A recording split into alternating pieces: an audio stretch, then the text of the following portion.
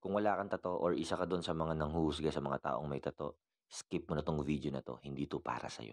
Una sa lahat, bakit ka nagpa-tattoo? Hindi ko man alam pero sinisigurado ko merong istorya sa likod kung bakit nagpalagay ka ng tinta sa balat mo. Hindi ako naniniwala na nagpapatato ang isang tao para lang magmukhang astig, para lang maging cool. Naniniwala ako na may dahilan kung ba't ka nagpalagay ng tato.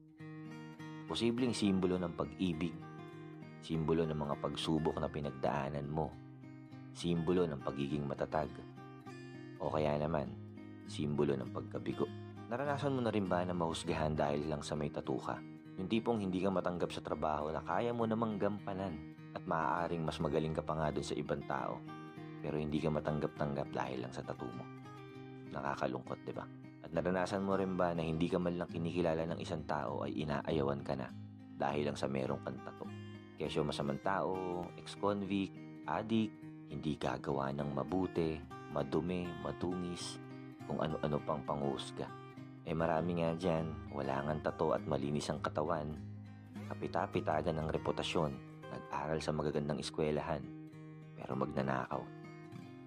At kung sino pa yung sinasabi nila na mukhang hindi gagawa ng mabuti, sila pa pala yung mas totoong concern sa kapwa nila. Nakakalungkot isipin na maraming tao ang mapanghusga base sa nakikita sa panlabas mong anyo. Yung tipong hindi ka naman talaga nila kilala, pero ayaw ka na nilang kilalanin dahil sa physical appearance mo.